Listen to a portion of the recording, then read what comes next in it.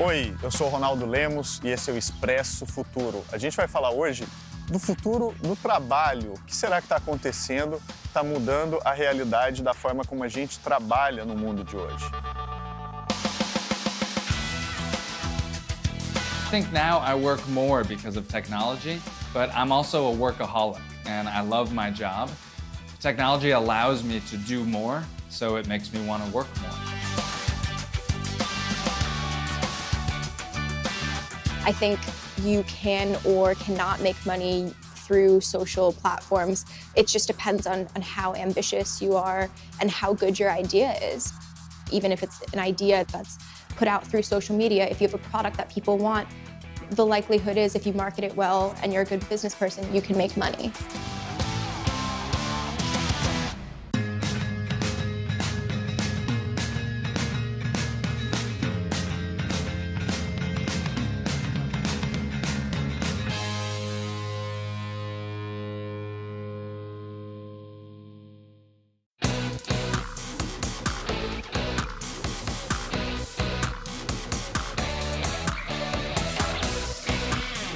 A gente sabe que a forma como a gente trabalha está mudando cada vez mais por causa da tecnologia.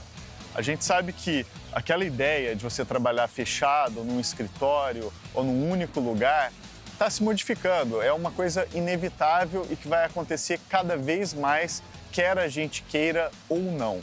Esse é um tema tão importante que, se você procurar no Google o futuro do trabalho, vai ter mais de 43 milhões de resultados. A Revolução Industrial, que a gente conhece, ela foi responsável por criar o modelo do trabalho assalariado conforme a gente estuda na escola. O que a gente está vivendo hoje é o que está sendo chamado de a quarta revolução industrial. Esse é um termo criado pelo Fórum Econômico Mundial, na Suíça, e esse termo, ele indica que a gente está vivendo tantas revoluções tecnológicas ao mesmo tempo, né? Biotecnologia de um lado, internet de outro, celulares, smartphones no bolso, redes sociais, que isso está afetando profundamente a forma como a gente se organiza, inclusive do ponto de vista econômico e do ponto de vista do trabalho.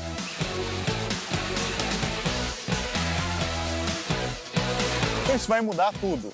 Se a Revolução Industrial foi responsável pelo modelo de trabalhador que a gente conhece hoje, qual será o modelo de trabalhador que vai surgir a partir dessa chamada quarta Revolução Industrial? Para entender melhor tudo isso, a gente vai falar agora com Daniil Querimi.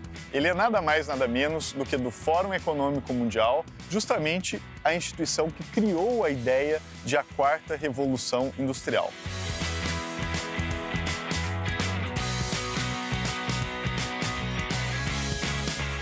Look, fourth industrial revolution is a tremendous topic and a tremendous passion of mine. The World Economic Forum has been dealing with this issue for the past few years, and we came to it really from the perspective that we saw the changes in the technology, politics, economy, and the way the leadership reacted to that. And we tried to build a narrative around it to help us understand the changes in this world and to help the world understand, really. The fourth industrial revolution is happening on the heels of all the previous ones. So it would not have been possible without electrification revolution of 1920s. It would not have been possible without breakthroughs in communication and information technologies of 1970s, 80s, and so on. And we see this convergence of cyber, physical, and biospheres together to create new values, new impact models, new business opportunities. So it's not only about the internet, right? No. It's more than that.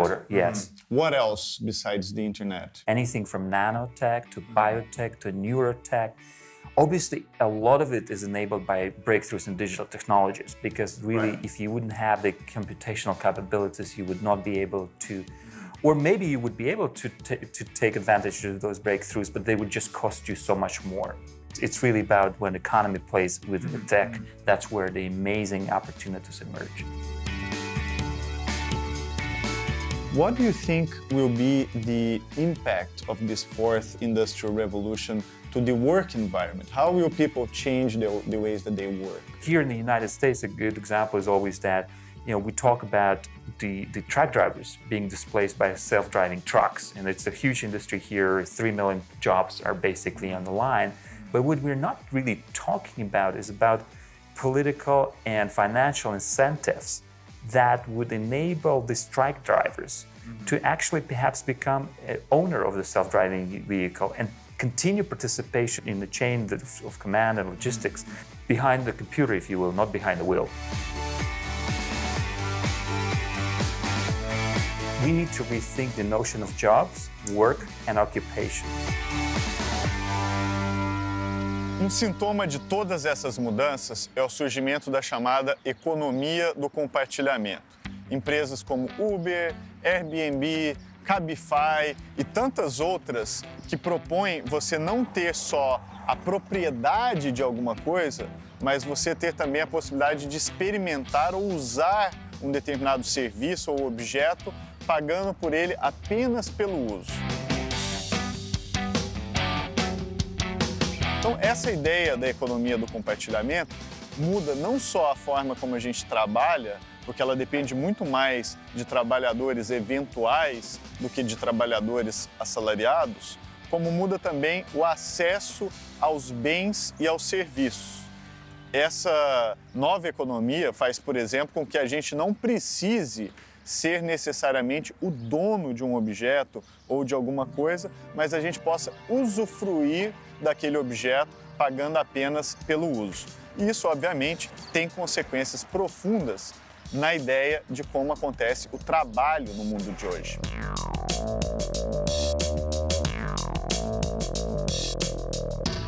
Do you think we are heading to a world, and I know it's hard to predict, in which people will be working more or less because of technology? I think the technology has always enabled people to get rid of mundane tasks.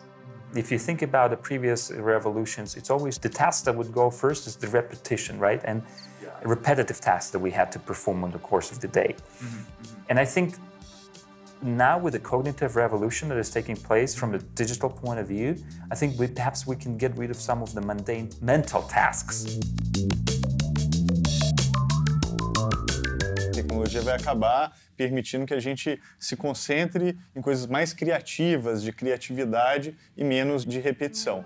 Agora, toda vez que a gente fala em revolução, a gente fala em mudanças, né, políticas, sociais. Então vamos ver o que ele pensa de, por exemplo, as consequências econômicas e políticas relativas a essa quarta revolução industrial. The technological change is faster than social change faster than the political change. That's where a lot of tension may arise.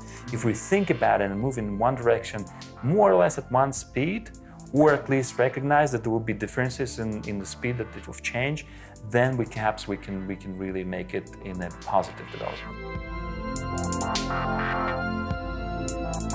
We at the World Economic Forum also this year in Davos held a meeting of the technology leaders of these big technological giants that said, look, we understand that technology that we're championing will create significant change, and we also realize that we are responsible. So we're creating a coalition of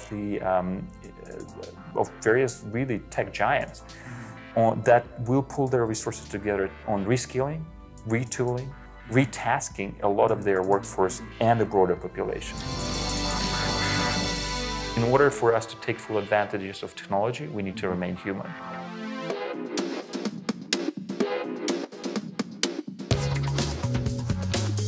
Para ter uma ideia de como essas mudanças são profundas, um relatório recente feito aqui pelo governo dos Estados Unidos mostrou que mais de 40% dos trabalhadores já são trabalhadores eventuais aqui nesse país.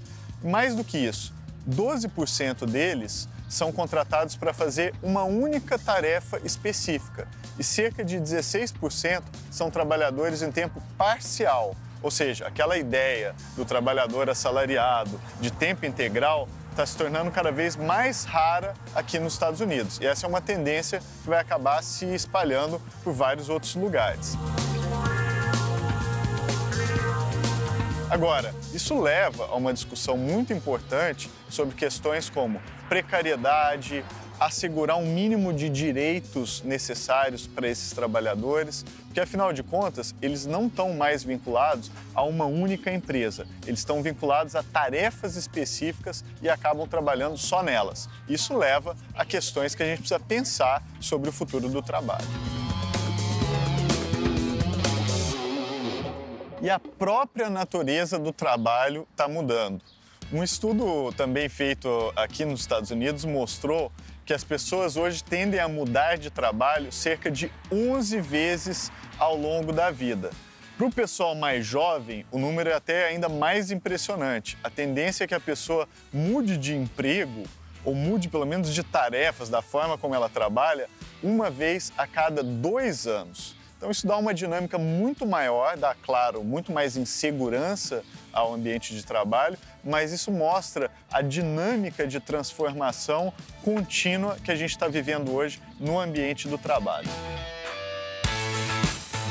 Uma geração de pessoas que podem ser definidas como a geração barra, barra, barra, ou melhor, slash, slash, slash no original em inglês.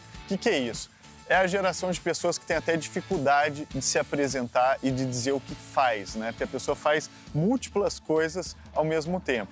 Então, especialmente quem mora em grandes cidades, em centros urbanos, quando você pergunta para a pessoa, mas o que você faz? Ela costuma responder várias coisas. Ela pode dizer, eu sou programador, sou DJ, sou designer, sou artista e assim por diante. Então, é muito difícil dizer que você faz uma única coisa dentro desse grupo de pessoas, especialmente quem trabalha com economia criativa nos grandes centros urbanos. Então surgiu essa geração do slash, slash, slash, geração que faz muita coisa ao mesmo tempo. Sobre isso, a gente vai falar agora com um legítimo representante dessa geração que faz muita coisa, um nova-iorquino chamado Nick Gray. Se você faz muita coisa, obviamente você precisa de muita ajuda. E ele descobriu um jeito de trabalhar com assistentes virtuais, secretárias e secretários que ele nunca encontrou pessoalmente, mas que ajudam ele pela internet em tudo que ele faz.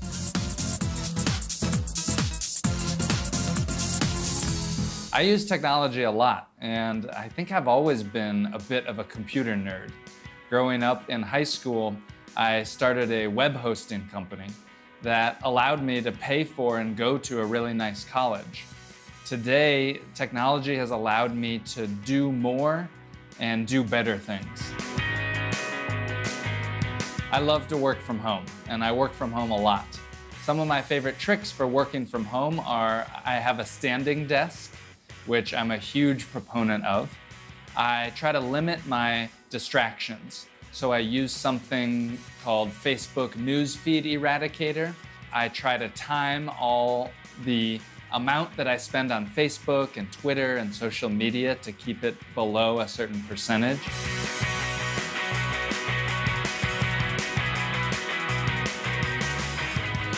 I work with a lot of remote assistants, people that maybe I've never met on the internet. Today I have my assistant, her name is Jamie. She lives in Missouri, hundreds of miles away, and we communicate via video conference and phone call. Can I video conference you for the television? My personal assistant helps me with my scheduling of my calendar. She helps me with a lot of my email messages. It doesn't feel strange to work with somebody that I've never met. I'm very used to meeting people on the internet. My company, Museum Hack, makes use of so many remote staff members. Our sales team, for example, is spread out all over America, and it really allows us to be a lean and responsive company. Thank you for your help. I'll talk to you later today. Bye, Jamie.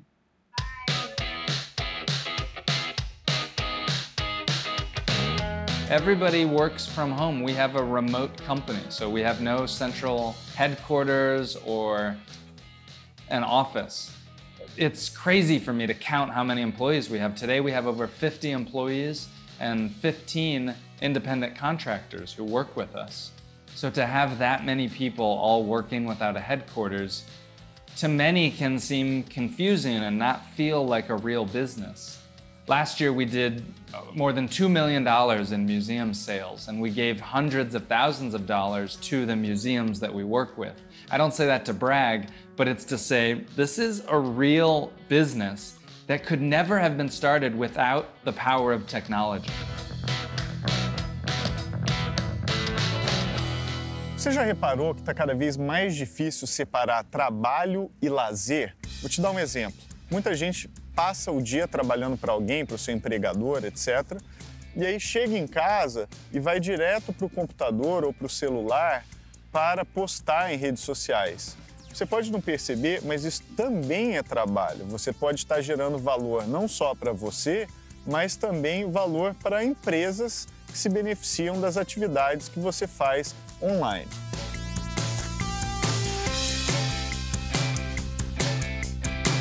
Outra coisa interessante de notar é que as empresas mais novas, especialmente empresas de tecnologia, cada vez mais organizam o seu espaço de trabalho de uma forma completamente misturando lazer com trabalho. Então tem mesa de ping-pong, videogame, área de descanso e assim por diante. Isso mostra exatamente a expectativa, especialmente para quem é millennial, né, mais novo, de que o ambiente de trabalho não pareça só com um lugar de trabalho, mas pareça também com um lugar de lazer.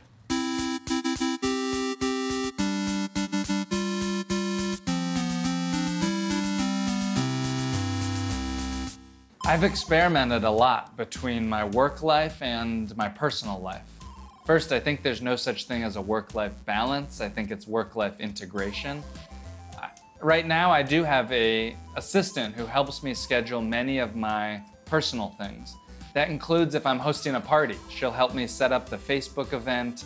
She'll remind me of friends that I want to keep in touch with. I actually do meetings with this on my phone.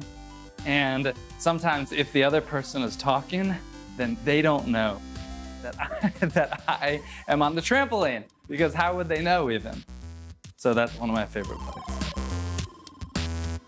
Alexa, play.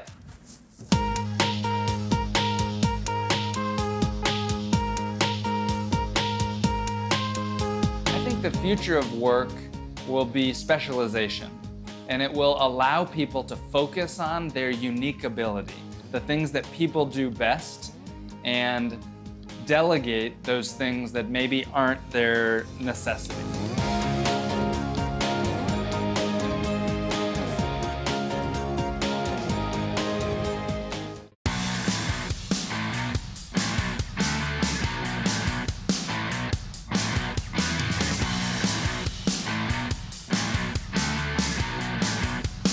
Muitos dos trabalhadores intelectuais do planeta hoje, gente que trabalha com a parte criativa, especialmente nas grandes cidades, acaba iniciando na sua carreira trabalhando de graça, sendo, por exemplo, estagiário em alguma empresa, fazendo o que eles chamam nos Estados Unidos de internship e não recebendo nada por aquilo. Então há um movimento entre quem trabalha com criatividade para não trabalhar mais sem receber nada. Essa é uma condição que está se tornando cada vez mais comum nesses ambientes e, obviamente, está gerando uma repercussão negativa de gente lutando contra isso. Aposto que muita gente vai estar familiarizada com essa história, especialmente se o seu sonho é se tornar um youtuber famoso, um produtor de conteúdo na internet ou alguma coisa desse tipo. Para fazer isso, é preciso ter muita paciência e trabalhar de graça e apostando no futuro por muito tempo. Aposto que todo mundo que já tentou fazer isso sabe exatamente do que eu estou falando.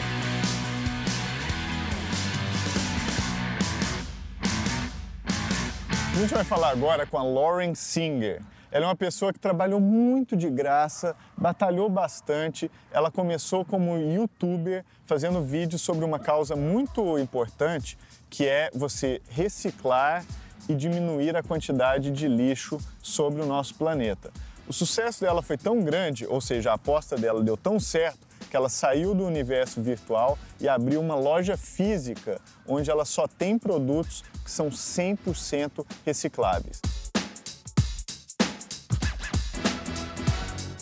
Trashes for Tossers is a lifestyle blog that I have that talks about all of the steps that I took to reduce my waste to zero. So everything from learning how to make my own toothpaste to how to compost, how to shop without packaging. So anything that you need to live a zero waste lifestyle. So now I've emptied out my entire jar of trash from the past 4 years, and I never thought that having a blog would mean that I would ever have a business. When I started my blog, I was still in college, and then I started working in government, and I thought that I was going to be a politician, but I was really wrong. So I had my blog for about 2 years, and I was working in government, and that's when I started my laundry detergent company. And that was because I realized that through living a zero waste lifestyle, I was making a lot of my own cleaning products, and that the cleaning products that were available to people weren't good enough. They weren't super sustainable. The packaging was made of plastic. The ingredients were synthetic. Even the more like natural brands, for me, weren't as good as they could be. And I knew the product that I was making was better. And so I just decided to go for it. So I quit my job and launched a Kickstarter campaign and started the Simply Co.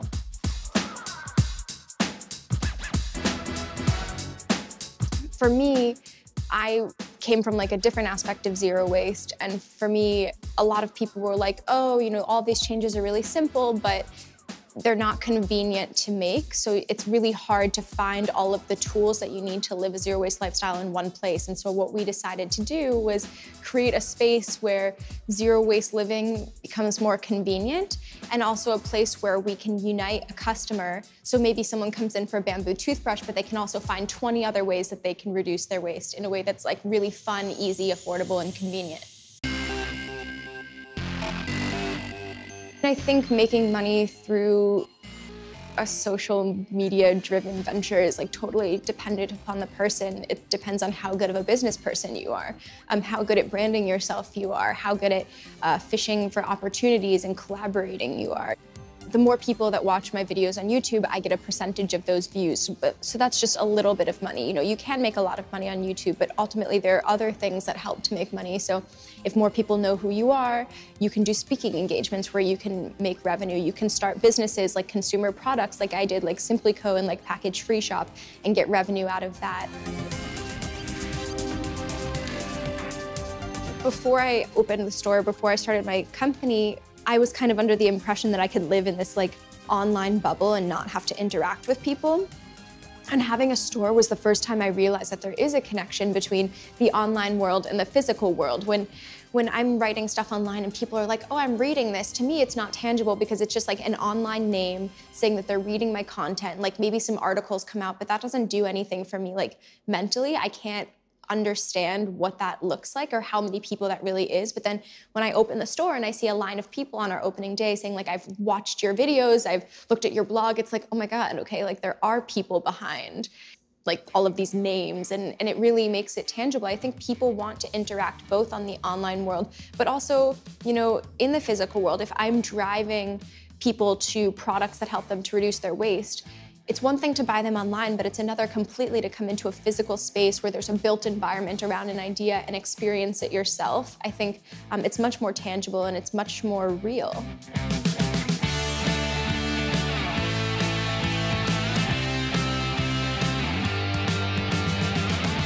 I definitely think entrepreneurs can be helped by social media and just the internet in general. I mean, I wouldn't have the 2 companies that I have without the internet.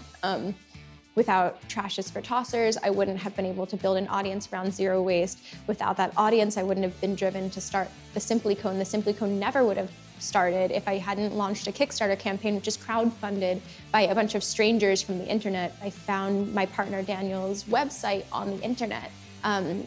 Without that, I wouldn't have been able to start my store, which I got energy and excitement around through the internet, and I found all of the brands through the internet, and we created this collective, you know, media bubble around this concept of zero waste. So I think for me, like, the internet has been everything.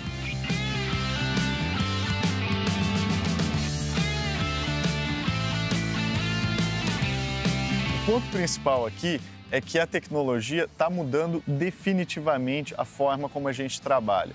E as instituições vão precisar se adaptar a esses novos desafios. Nesse sentido, é preciso a gente ter muita atenção, porque a tecnologia pode ser, sim, um fator de aumento da desigualdade. E isso é um problema, porque, afinal de contas, tudo que a gente precisa é que o ser humano fique no centro dessas transformações. A gente não precisa de tecnologia pela tecnologia. A gente precisa dela para fazer com que a nossa vida seja melhor. Então é preciso ter muita persistência para fazer as nossas instituições evoluírem para dar conta desse desafio que é a mudança tão profunda que essa quarta revolução industrial trouxe para o ambiente do trabalho. Eu sou otimista, mas eu acho que a gente vai precisar de muito trabalho para fazer com que a gente coloque sempre o ser humano no centro de tudo.